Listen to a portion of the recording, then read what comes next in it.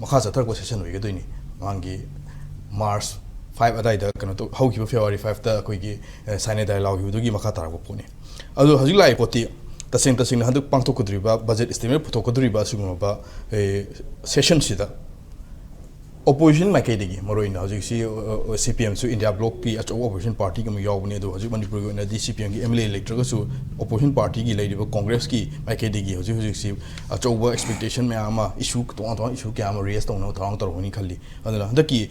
assembly session sida opposition makedigi opposition party makedigi kari karam mong khali acho issue sing pukot kani na lobagi handaki assembly si karam meng di lalpan handaki 12 assembly gi phamgadu session je koi resume to pai dare hanagi akoi gi magi strength yengkhibagi ukhibagi magi session adu adugi matungda sina ihana han haiba dare aduga asengbadi madui session du madu hoda mayam na hoji experiment na khanai lali in haiba mani ke no tamda governor na address to do si council law minister si my state mai pa amatung da address to do ni assembly se hoji ki ji council law akoi gi ke no gi siri khemchan na lusingba mai sarkar du mai pak ting de ne ba governor na akoi address to si niyom si yam lan bai ba tare aduna madu lali hai tar budi hoji ki to mathang lan ga du ne ba ahan bai se lan ga second third loi lan do ne ba aduna hoji hoi lan gi budum lan gre adigi amana maram di aran bana huradi loina lala dong ne sunthop yaroi dong na Manipur si da di aran ba tawdaba lan da ba hai ba se rajniti gi itihas da koi yamna BJP ne lenga lakpadagi ma hoi birena 2017 da ma ki sarkar pai gi si aran ba ngak taw re ba maram di ke no matam da koi gi BJP gi akoi BJP lusingba adu NDA ju haidaba BJP gi sarkar haitare madu Congress ki legislature amasu mantri no wasai bane ba aduna si mom mayam lakpa sina ne akoi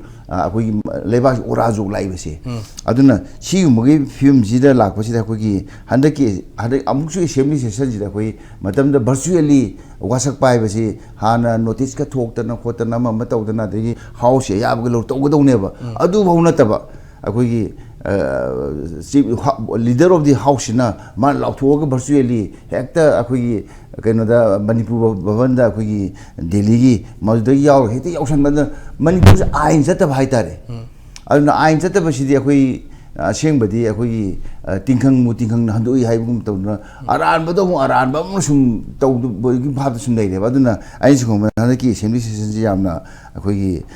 expectation se kaida lege duino sine ba khali maram handaki budget session nai bje akoi gi masiju governor na amu address to godo ne ba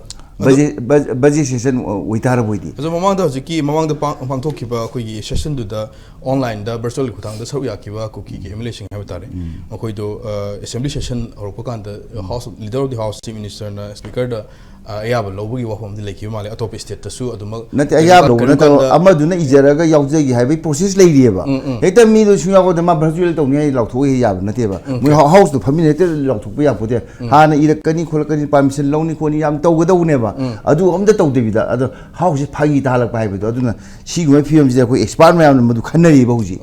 kumai tawgudage na maramdi chief minister na khoi gi speaker gi mai permission lawre ta virtual to ni hai ya de okay asuma am jisum thokna na ba adu ga leiru Manipur ga leiru political gi issue sing si kamari le na kari pukat kani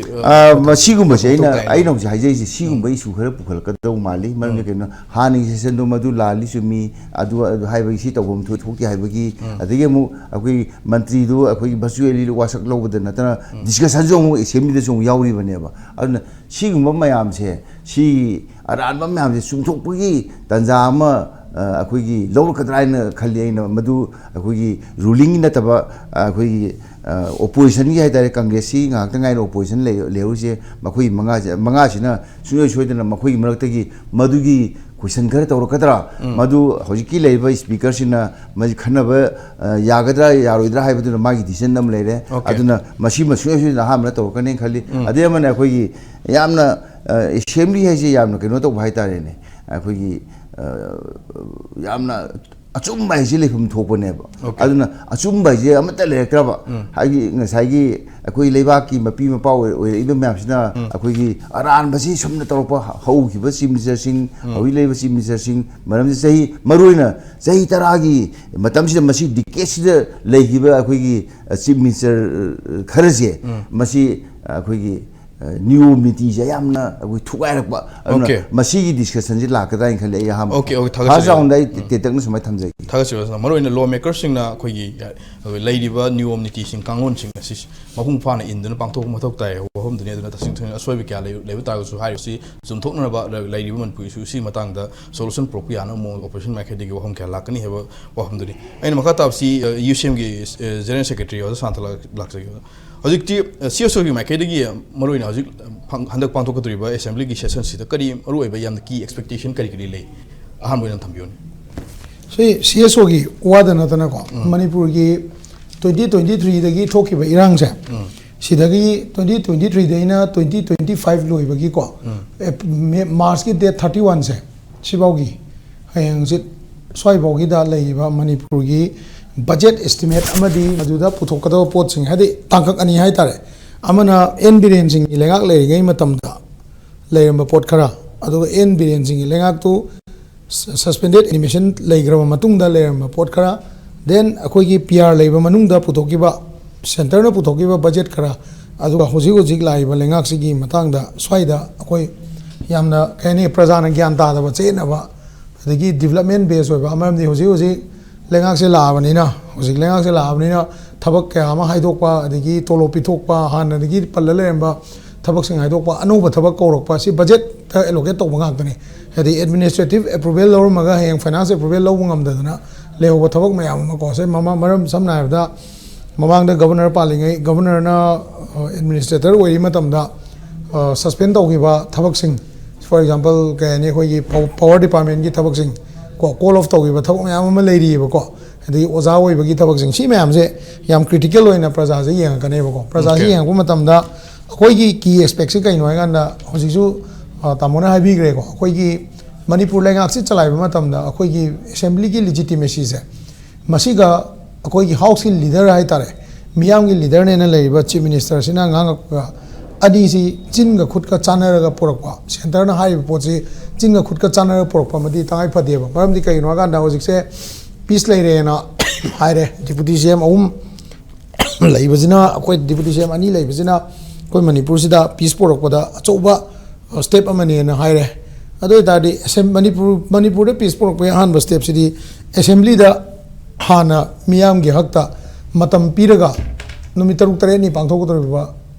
session hai tai ko sida kari agenda set tori Manipur gi matang sida number 1 akhoi gi mamang da leramba chief minister na mamang leramba chief minister gatana te Manipur miyam na pamba assembly da su kyara gan na cabinet na su pass to ba su gi agreement revoke to wai be si matang da moi kari khanari number 2 da ngasai gi akhoi gi number 2 da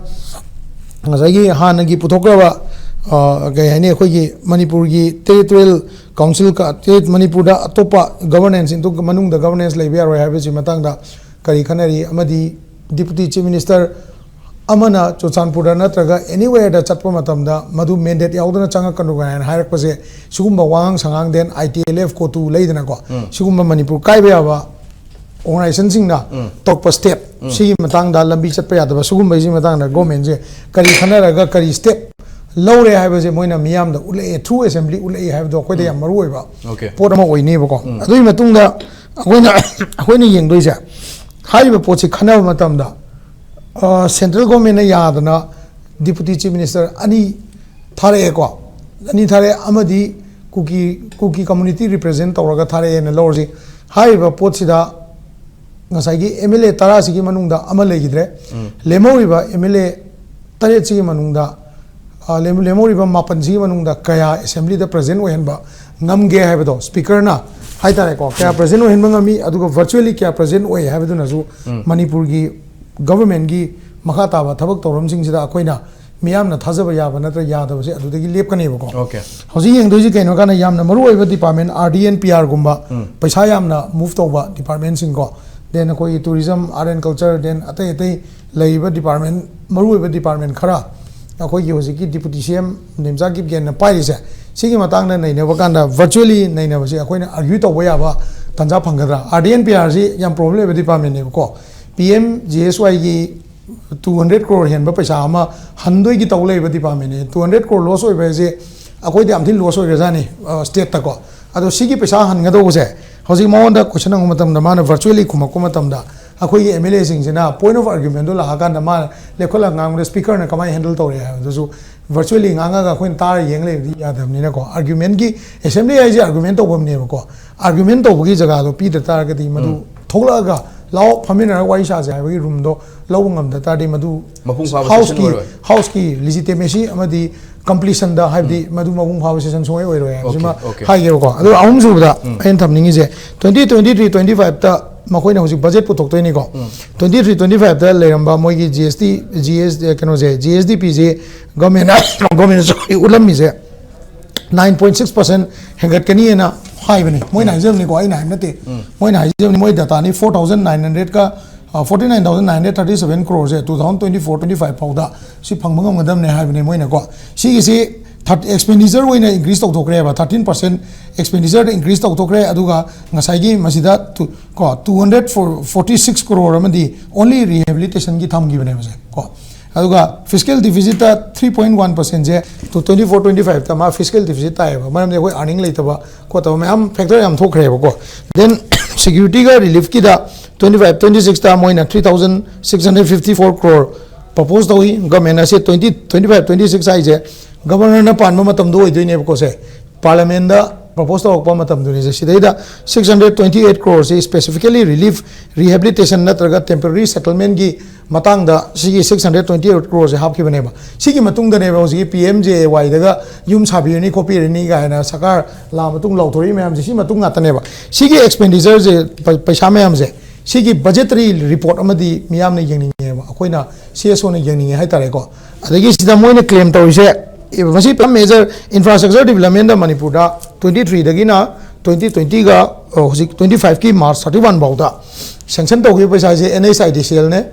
Imphal ring road ne NHIDCL yaum doine ko is the Imphal ring road ne then Imphal city gi concrete road concrete payment hai rise sigi paisa na to anoba project amta lakhi deba thamor inku ko aduna 23 dagi na 26 25 ki 31 March pause sidi yam thi questionable oiba yamna sangna pham nei na da ba da ba adumba assembly session ama oi do na ba adu si le ko then school fagalan ji da moina 60 school khalle hai ko ado hoji akoi gi note di KSA hoi desam hoi adagi MSU hoina lang sidi satra organization myam lang sidi school je thinjin bagi order thokpa school bo yaw re ko school government school da thinjin me order thokpa yaw re ngasi ngang khabar maning laga yeng biu adu mayam ama leigane ba ko then adu matung da mu revenue generation da moi claim to je 2025 24 day na 25 for da 8.6% increase oigane ayne hada masigi paisa je karai de collect to do kan vet ne thau gi company sing dei vet collection to ban na to property tax tai to ne na mamang da moina mamang budget puthok da moina hajaram ne search to bi dum phangni se ko sigi pot se 2023 dai na 25 pause da collection kam to ngam jano ha ju yam jaw question nam ne maram de akoi gi knowledge matung ina di lambi chatpe sorry ya da badagi even scan about the GST da bauda akoi gi achauba loophole mangjaba am leigre aduga Manipur government na hanjan anirak ahumrak ko advance tax release to bi hoina chiti ta ga ni gi ju leiba ko tolo pi bangam da badagi handak ju 31 March mamang da moi kari tor kani government tolo ko mai release to ngene jam chau question ni yausang mamang da sakar je tolo di police department gi bauda pangama da dope tolo pi bangam ba je health ka police ga je chang nine bangam me ba si gi se date 10 15 20 swai da tha loem dai da tolo pi khala ba state ama oira bane ba si ni lai je 2023 24 day na 24 25 amadi 25 26 se swai bauda projected estimate projected kano je budget chi moi 7.5% hengat kani paisa changbe hengani amne ko ado 35,104 crore bo yogani amne ba sigi mayam sigi explanation je assembly sina akoi da praja da pi ga bane ba maru oina akoi na haijani je relief camp hanjan gre hanjandri adu bo changan gramni ikau changan gre adagi dolai thabi changan gre torbung adu tawgre yum sana ba paisa su release tawgre have dunate point by point ki akoi na pami je sidaida yauriba akoi gi relief ki oina relief and rehabilitation gi 628 crores je hojik pauda kai da sina gi have du adu ma clear oining ko then akoi na khanging wa maga leri masina personal oi bani ko मोइरांगी relief camp Singh दा RTI तो मतम दा थुम लुपा लाख क्या क्या की चारम बजे सुगुम्बा case then अदगी मचा मचा सरकार से मियाम की दमक थबक तौरी खंगन जे हाई तारदि को हाइरिबा मियोय सिंह दुगी मथकता पालेबा लेंगाक सेना नत्रगा गवर्नर न पालिंगै मतम दा एडमिनिस्ट्रेशन जिना मोय मथकता करी करी एफआईआर लौखली मियाम की पेन नब करी तौगी मयाम लोइन तुमिदा लेहन की राय बजे सिजु हपालेबा असेंबली सेना अखोइदा खंगन मम थुएबा को दना मियाम की मपुंग बाबा असेंबली सेशन न मोय जे high तारगदी ngasai virtually yauri yawandabida masadu present oibam change maramdi ayu je hajaba RDNPR ji yam chawba conflict leiba department ne bako mauna RDNPR pa helaga basana virtually wangangani virtually ai explain torokani haje aina sida visually tata so aina argue to ya da matang yawakani bako si human nature ne na okay thagasi hante hojik si hande ki pangtok de ba ko session si ba session si am maru oiba du mo session mo di oiga duri ozarin ko aduna si cam how for cam maru oiba session mo ina as a journalist hande ki pangtok de satha duri session si manipur hojik leiba political scenario aduga leiba hongli development sida kadai fo yong maru oiba si matang sida kari kari to hoya maru ina deputy CM oiba nemsa kip gen ton portfolios ke am pai hojik si adu if session ja thorbukan da nemsa kip gen da hangada question me am raise lakta gadi masi video conference ko tang da khumuk pasi kadai fo yong masi kana to ge mapung phaba dum session mo oiga dur have question am thorok padana ozaring ko kamai yingbi handa ki session si हंदकी session से यामना मरुओइब session अमनि हाबदुमदि अखोइ सु यामिनबा ताबनि मरमदि president rule चाही अमा funding चत्तब मतमदा generally मसी अतोप अतोप factor में आम लेरबे BJP की सिदा मैंडेट लेरिबनि अदुग प्लस असम की इलेक्शन लाकपा अदुग वेस्ट बंगाल की इलेक्शन लाकपा सिन मरम ओरकांदा ngasai akoi gi manipur da anoba akoi gi hana moi gi mandate leibasi president rule du continue to budi ai emergency state lauthu oba matung da tawudu adu lauthu ga continue to taragadi moi gi election strategy da yam chawna kairak pa legadabagi mawng ama ka semak malena koina hairi se I did not necessarily manipur gi tangai fodana government se sem da yade manipur da shanti hanjalakta yade manipur gi people singi aspirants se apam se ning bathung da yade na sema ibra natragana BJP gi mai kandaba yade na sema ibra haiba ani sigi marakta yam chawna akoi gi kenoma yengdaba yadaba ani thokna yengdaba yadaba male adudai da yam nokning bisi yam nokning ba haibati just apoina sum assume to the kari gino ne na haning ba pot ama yawra ibisi kari maram gino haiba matam da tang mari February da ni akoi gi chief minister anoba ma akoi gi president rule sigi loishanabagi damakta chief minister ama khallaba matungda magi atopa deputy chief minister ani amaga adagi cabinet minister ani amaga yangna akoi wasak logibsi thama sondharaba matungda portfolio allocate tawe magi ziki kenona akoi gi punit goel haiban natra chief secretary na mana thoibase masi thoktrimangi bhawta di thama si moi namesake just nominal government ki type ta without any power adi moi ki signature sattaba just mayamna chief minister ni haibagi adai da khara bebar to natraga ki natraga adai area du da natana moi ki signature sattaba ama dum oramme bai di moi ki any decision de administrative decision moi na lepse makhoina madu gi implement to ngamam de adu gi damakta criticism ya ama lakpa hoba plus assembly ma pham dagadi kamaina hapa evolve keno si khoi parliamentary proceedings ta khoi session ji pham ba tangai phade government form tok tarati government dugi madugi ha session magi confidence motion adagi no confidence lakadra ke ham haiba chingba ma am lebani na adugi pot tu session ma pham gadabani na session ma pham taragadi portfolio yawdana kamain tawdana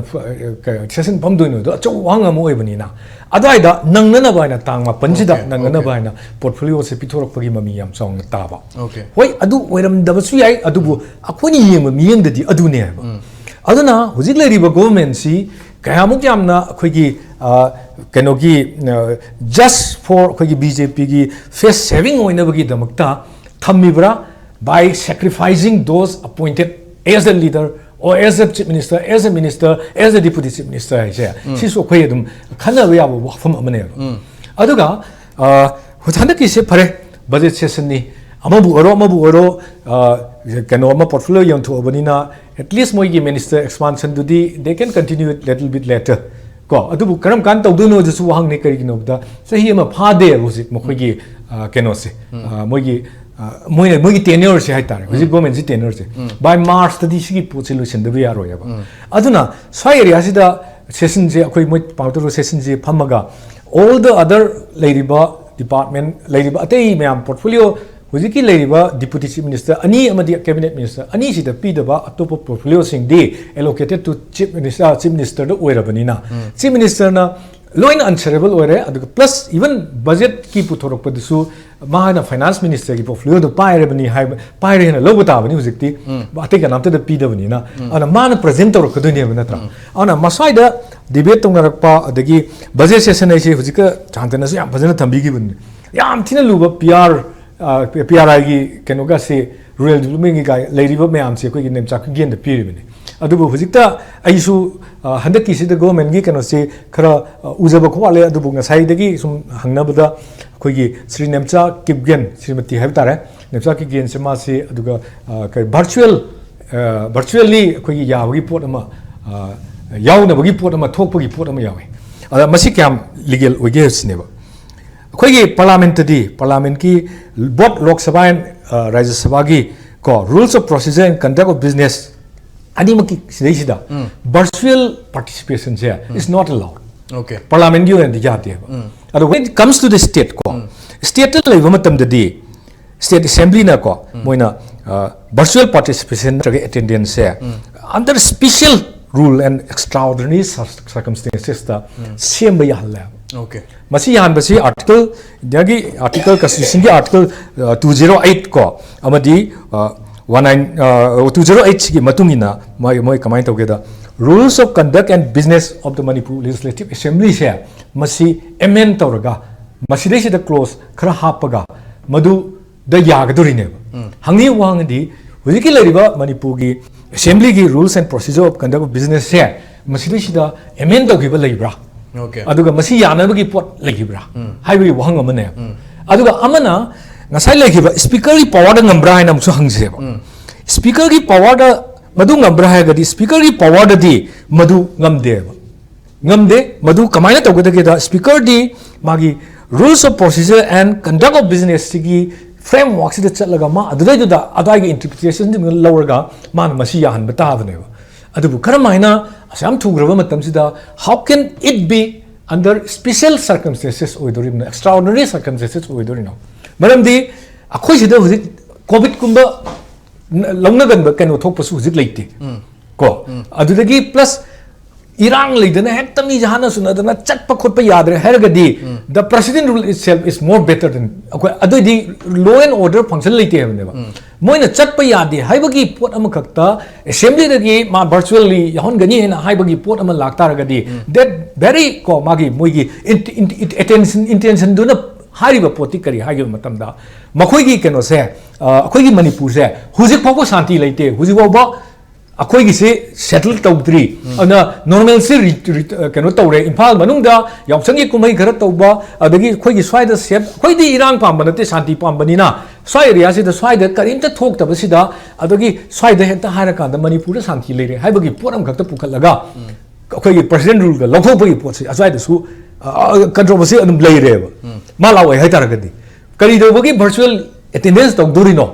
rules of procedure and conduct of business to gi amendment tawdabida under the constitution of India 208 ki makhada mana amendment tawdabida kamain tawdana tawrino amendment kan kan tawgi tawtaragadi mamang the president leikrabra haibagi yabagi pot me ama clarity amta thamdana heta namfuda government ji ai khoina pairabani na akhoina center da pairna center da tawharadi ka tawni akoi permission ka lawrdi lawni kaibagi pot am khak laktaragadi madai da di it's a mockery of the democracy ne okay the temple of democracy or the city session da adugumba pot am laktaragadi it definitely is a mockery of a democracy hoi moigi cabinet phamba adugi kenodu da ada area du da mogi convenience ki oina ngasai kenodo the virtual kenoga do tawro na yare ne adai bokti kenoda content dabani na koi democracy ki assembly ki pot sidadi they cannot make it as a keno haitare akoina phagi phrang oina ka pot se loba yaro adugi su matakta amuksu yengsi lairiba koi MLA mana kenoda yaudaba matamda MLA mana assembly yaudaba matamda mogi suti longne